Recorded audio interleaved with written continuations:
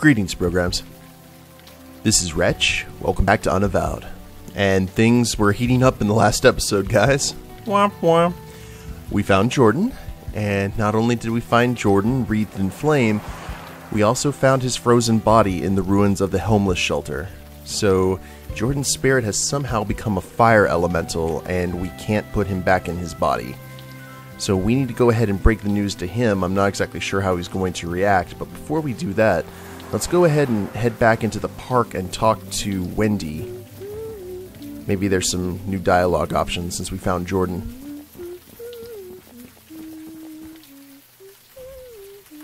We found Jordon. Don't care. I want nothing to do with him. And you can tell him that. I don't know what I'm gonna do now, but it's not gonna involve him. Or any of them. Or you. Maybe you could join up with us. You mean become your precious follower again? Fat chance. You misunderstand. Your experiences have left you void-touched. You can see what others cannot. You have taken a wrong path for certain, but you could be useful to our cause. Find a place. Redeem yourself, perhaps. You say that like it's easy. Believe me, it's not. Well, thanks, but no thanks. I'm done. Whatever all this crap is, I'm done. Very well. We will respect your decision. Well, goodbye, Wendy. Good luck. If I was lucky, I never would have met you in the first place. It was worth a try, you know? Okay. Now we'll head back to Jordon, and not only let him know that we can't put him back in his body, but that Wendy wants nothing to do with him.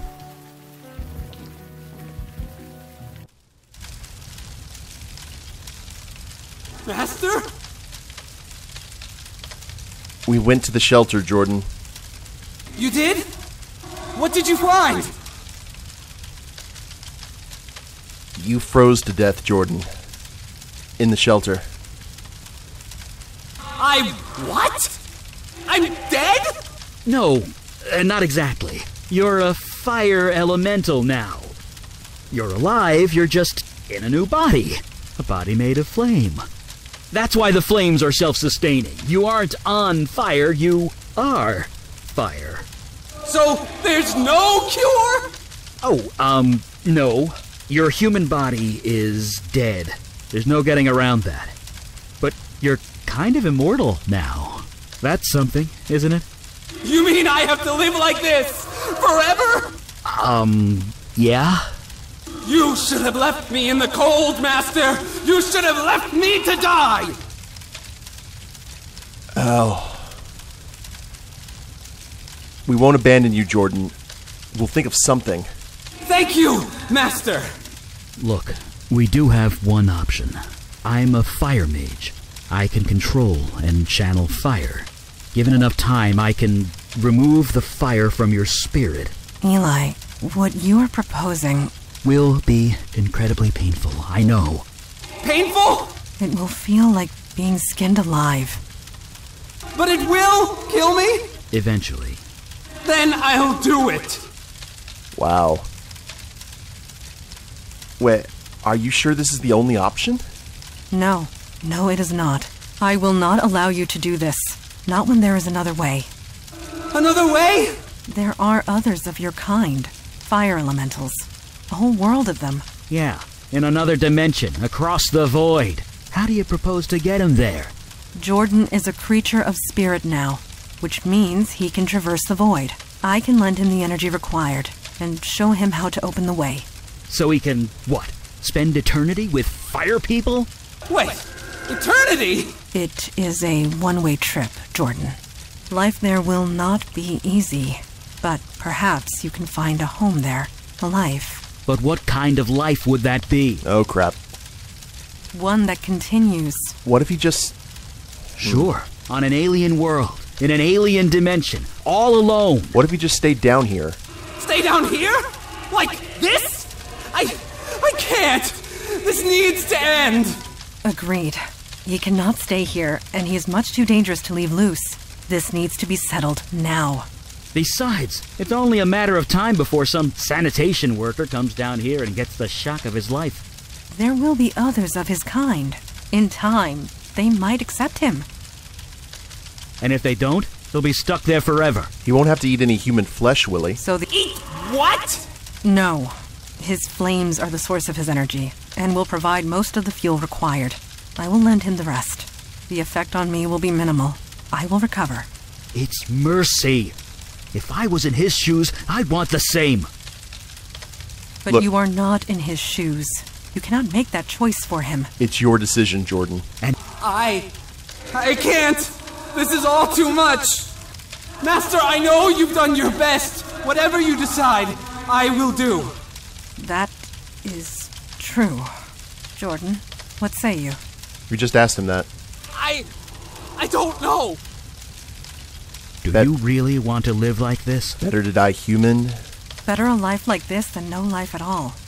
Oh. But what kind of life would that be? One that continues. Sure, on an alien world, in an alien dimension, all alone. Yes, Master, you are right. Maybe this is what was meant to be. Maybe you saved me that night for this very reason. Maybe I have some purpose to fulfill in this new dimension. Okay, I am ready. You two should wait above ground. I will help him transfer across the void. Yeah, that's not going to come back on us at all. I guess he's on his way by now. Off to his new life, assuming you can call it life. You think we did the right thing? Look, we couldn't just kill him. Don't get me wrong. I'm glad I didn't have to do that. Really, really glad. But to live through eternity without seeing another human being, I couldn't take it. I know that much. The thing about it is, Jordan's not human anymore. His soul is still human. His mind is still human. Although I'm not him, so what do I know? I know what I am. I'm not entirely normal, but I know that I'm human. I know that I'm me. If I lose that, then I lose everything. So, is he... Yes, he has gone through the void. Is he okay? I believe he will be. Eventually. Only time will tell. He did retrieve the ritual knife for me before he left. Well, that's something. I'll study it back at the lab. I know the routine. I shall call ahead and have pizza delivered. It's like you read my mind. A new home. Well, man, I don't know if we made the right call there. Chances are good he may come back very upset at us. Well, it was a one-way trip, but I'm sure the consequences of that are going to come back to us one way or the other. Do we have anything new, like, pop up here?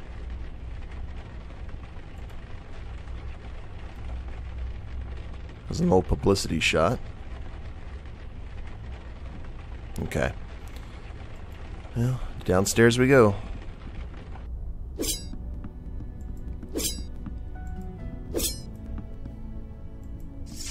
Good. You are awake. I was hoping to talk to you. Is it about our mission last night? Yes. And no. You have completed your first field mission. You must have thoughts. I am curious as to what they are. What are you feeling at the moment? Doubt.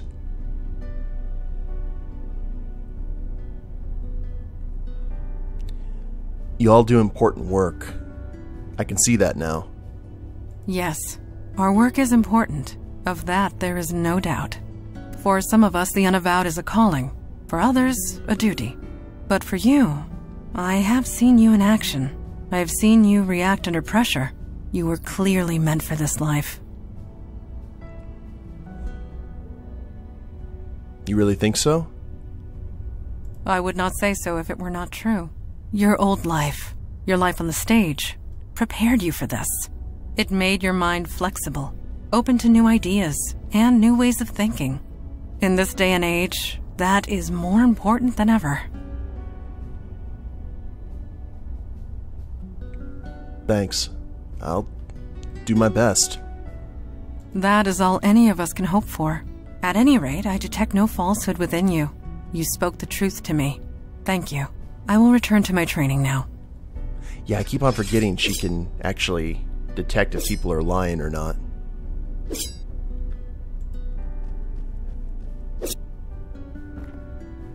Eli stares into the flickering fireball. Ooh.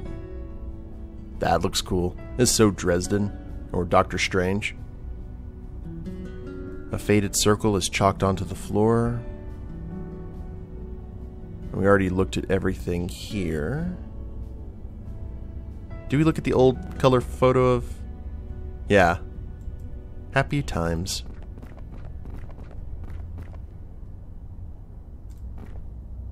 Oh, hi. Didn't see you there. I was just reading some old texts with Firesight. You're reading through a fire? Something like that. It's a fire magic trick. Lets me read any book that was consumed by flame. It's a bit of a strain on the eyes, but beggars can't be choosers. That's kind of cool. Being a mage has its moments. I won't deny it. Although I can't say the same about this book. It's an old Sumerian text about death magic. Really long, really boring. But I used to read books about S-Corp tax code for fun back when I was an accountant. I can handle boring. Ah well. See you at the meeting. Can I get one quick question first? Fire away. Womp, womp, womp. You mentioned something about being an accountant? That's right. Back in my mundane days. Back before my powers kicked in. I worked at the firm Weisel, Meltzer, and Sherman. There used to be a Becket somewhere in the middle of that, but, well, you know. You really were an accountant? Yep, I was damn good at it, too. I made partner in 5 years. Worked at the firm for another 20. You had to know things to be an accountant back then. No computers to do half your job for you. And to make partner, you had to crunch numbers in your sleep. Me? I ate 'em for breakfast. Ugh, sounds like hell to me. You make being an accountant sound so exciting. Well, it was. For me, anyway. Lining up numbers in my head, making them dance and do what I want. My boss used to say it was like magic. Turns out the old man was being literal. Who knew? Being an accountant is like doing magic. Yeah, throwing a fireball or preparing your tax return. Tomato, tomato. It's all just numbers, and I'm really good at equations and numbers. Always have been. Could I ask you about some of the pictures on your walls? Sure, I guess. Ooh. What are you and Mandala doing in that photo by the door? We were feeding the birds. What? You expected something else? There's nothing special about it. Just an ordinary day. Well, if the picture's nothing special, why are you smiling? I am? Huh. Yeah, I guess I am. The picture was taken in 77, 78, around 5 years after my powers kicked in anyway.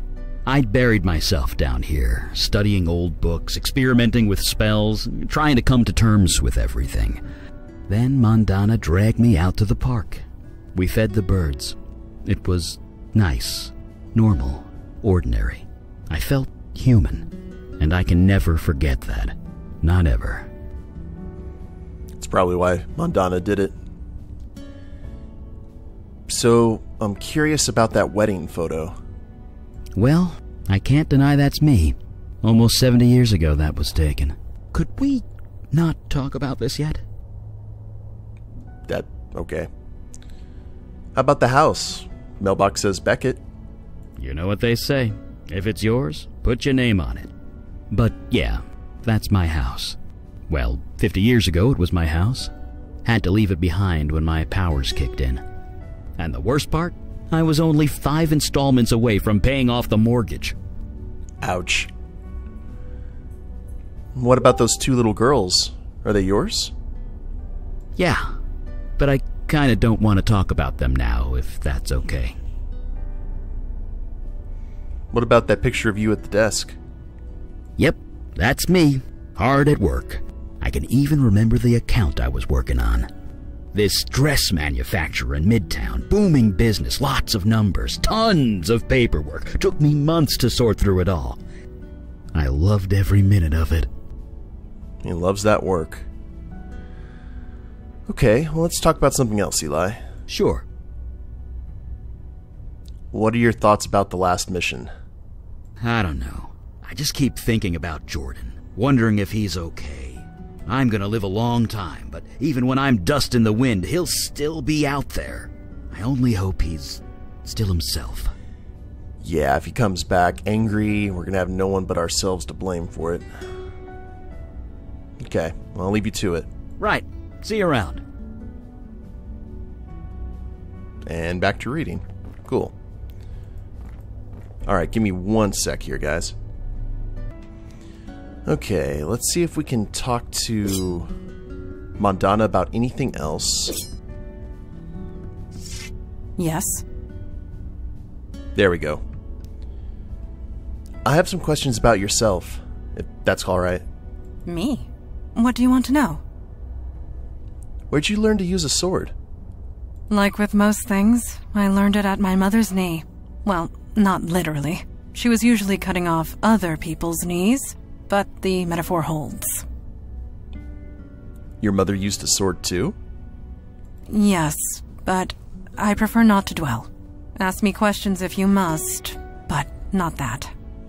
Well, she was a pirate, if you remember the painting that we saw, so that makes sense. Well, let's ask about something else. I will do my best to answer. Can you really detect falsehoods? Yes. Lies and falsehoods make jinns uncomfortable. We cannot abide the sensation. Of course, the ability to detect a lie is often useful in the field, so I have accepted it. Well, I grew up on Mars, and I'm 120 years old. That is remarkable. I only detect faint traces of falsehood within you. I can see why you chose the stage as a profession. You truly believe the words you say. Still, please try not to lie to me again, even in jest. Think of fingernails on a chalkboard, but inside your brain. Yowza. Jinns cannot abide to speak a lie, let alone listen to one. Okay. So you can't speak a lie either? Indeed. No jinn could. It gives us physical pain. Of course, this means that jinns resort to mind tricks and verbal trickery. You don't need to see our identification. Are you saying I shouldn't trust you? You can trust me to tell the truth. I have no desire to trick you or anyone else. Yet? My purpose is to serve the Unavowed. Nothing more, nothing less. But if tricking me served the Unavowed? This is why nobody trusts the jinn. One always looks for a hidden meaning. Mind games and wordplay are silly. I find them tiresome, so I have focused my efforts elsewhere. I hope you will grow to trust me, and that is the truth.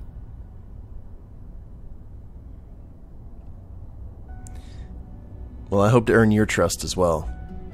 Keep performing as you have, and you will have it. Any thoughts on the last mission? I believe we made the right choice with Jordon. When he disappeared across the void, he seemed content, less conflicted, more determined. I am sure he will make a life for himself there. Here's hoping. Thank you. Alright. Let's go talk to the big blue guy. To send you aid would leave our own domains undefended. You know this, Kalash. Undefended against what? Ours is the only domain under attack. Your charter is quite clear. Recruitment is your responsibility. You accuse me of negligence. Just how many agents are currently in your employ? That is precisely the point. We have no agents to spare. I am sorry, Kalash. So am I, Erelax. New York is getting overwhelmed. When that happens, they will come for you. Then we must be ready when it comes. Erelax out. Erelax. May Jahannam swallow you whole. Ah, you heard that, did you? Hi. Who are you talking to? Lady Aralax, head of the Dublin branch of the Unavowed. It is no secret that threats have been escalating. I had hoped to appeal for aid and fill up our ranks. Alas, we are on our own. I respect Lady Aralax, but I should have known better. Never ask a dragon for anything. You will always regret it. A literal dragon? Okay, we have the ship in the bottle. Let's have a chat with him.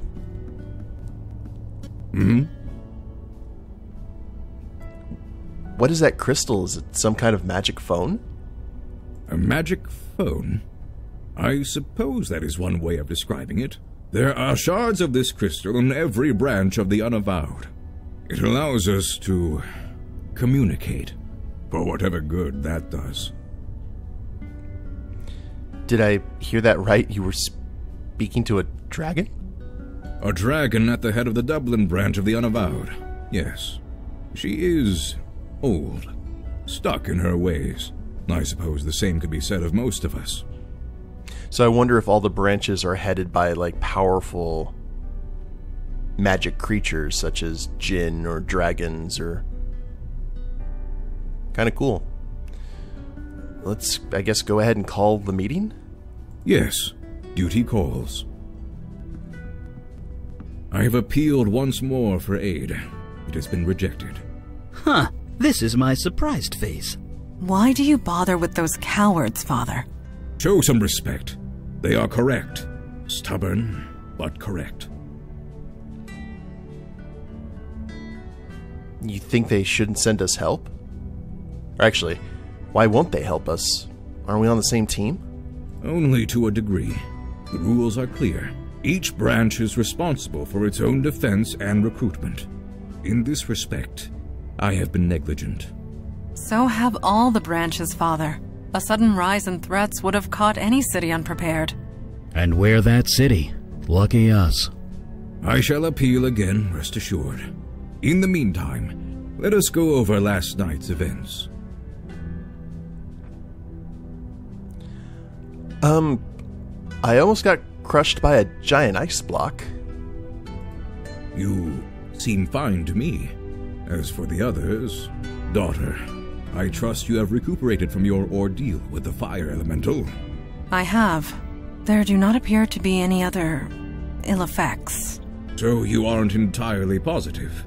I took all the necessary precautions, but one is never entirely positive. Then I will have to accept that. However, I am deeply concerned that this mundane was able to acquire such a powerful spell in the first place.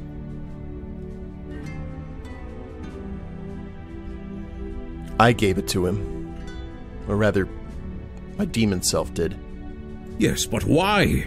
Why would a demon do such a thing? Why do demons do anything? To create havoc, obviously. Why else? No, this was too focused, too targeted. Yeah. We are not dealing with a mindless spirit, bent on chaos and destruction. This demon had a plan, a purpose. We need to learn what it was. And how do we do that? Funny you should say that. Ah, I know that look. You did as I asked, Mage Becket? Yes, I did, sir. And it worked. Well, working. It's not quite done yet. What are you referring to? Oh, the ritual knife. I did a thaumaturgic scan on it. Thama what? Yay for VTM. I assume this is a good thing? I couldn't be sure until I did the scan, but I did find something interesting. The knife was imbued with a very specific energy signature. Your demon's energy, to be precise. It's connected to you, and you alone. That's why you were the only one who could use it properly. Which means we can track it. I sense a butt coming. Well, I can track the energy signature, but the demon's out of your body now. Its energy signature is changed. I can only track where it's been when it was in your body. Is that useful? Any information is useful, sooner or later. But in this case, it's sooner. It was all over the map. I'm trying to narrow it down to the areas of greatest activity, but it's slow going. So far, the scan's got you pegged in 2 places. The Bronx, around Gun Hill Station, and Staten Island, by the ferry terminal. I don't remember going to either of those places. Well, you were there. Or at least your body was. Very well. Check both areas for void activity and any sign of the demon. We'll show those idiots on the council what New York is made of. Meeting adjourned. He always has to make a flashy exit, doesn't he? Okay. The hour grows late, and the trail grows cold. Let us be off. The Bronx and Staten Island? Good thing I refilled my Metro card last week. Good call. Well, let's, Any new conversation? Eli, you are tapping the edge of your book. I am? Yes. It is quite aggressive. Huh. Mine must have wandered. Sorry about that. I'll stop. Thank you. I love the music so much. Okay. Astor Place. Oh, we can still head back to the East Village if we want to. That's something. Gun Hill Station and St. George Terminal. Well, let's go ahead and travel to the Bronx first.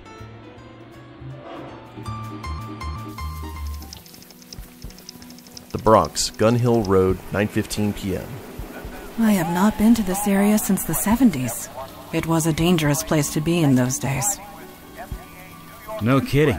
The fire, the crimes, the urban decay. I don't blame you. I refer to the 1770s.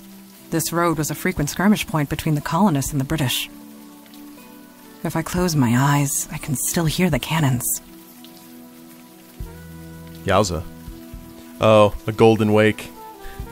An ad for some kind of historical drama. You're a bit out of touch as far as pop culture goes. This is another one of the Wadjet games, so that's a cool little Easter egg.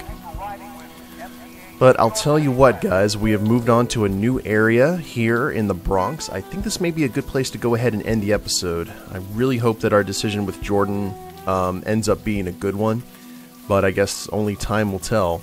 I mean, we either made an ally with a fire elemental or an enemy, so there's a lot of extremes in either direction. But we'll go ahead and explore the Bronx at the beginning of the next episode. Hope you all have enjoyed it. If you liked the episode, please leave a like down below. Subscribe to the channel, leave a comment, that'd be a big help. And we'll see you next time. Later days, everyone.